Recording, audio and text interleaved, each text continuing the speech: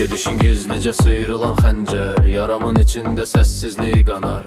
Bütün xatirələri yığılıb gedər, ocağın yerində soyuq kül qalar. Nə bir IQ qopar, nə bir fırtına, ən böyük tufanlar səssizcə susar. Ömrün ən sevilən əziz baxtına zaman öz hökmüylə qaranlıq yazar. Qırılan ümidlər, itən addımlar, gözlərin dibində boğulan şəhər. Bizdən geriyə qalan bir ovuc kədər, biri də bu sevginin sonu əzizim. Biz elə ayrılıq, elə yox oldu, sanki bu dünyada heç olmamışdı. Yeni bir yığılda sarılıp soldu, ayrı nağıllarda oyandıq artıq. Sən öz gələcəyinə, mən öz tənhalığıma, yollar ayrılırsa demək vaxt tamam, bürünüb gecənin qaranlığına, bu eşkin sonuna. Bir şam yandıram, incimə nə məndən nə də taleyindən, biz elimizdən gələni etdik. Sevginin en güzel uca yerinden, en derin en sessiz sonuna gittik.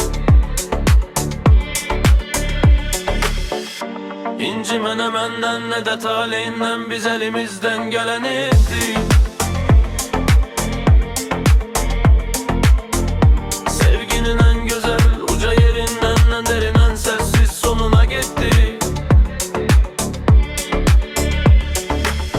Bütün nəğmələr bitdi bu gecə, sətirlər sığmadı ağ vərəqlərə. Biz necə sevdiksə eləcə sadəcə, məğlub olduq sönən bu ümidlər. Əllərin əlimdən sürüşüb düşdü, gözlərin gözlərimdən düşdü.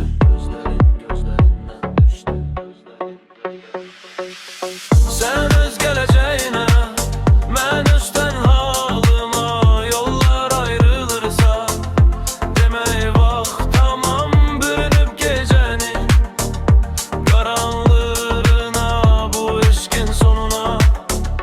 Bir şam yandıram, incimə nə məndən nə də taleyindən, biz elimizdən gələni etdik.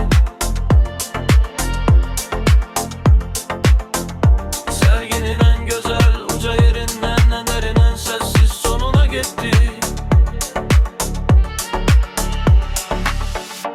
İncimə nə məndən nə də taleyindən, biz elimizdən gələni etdik.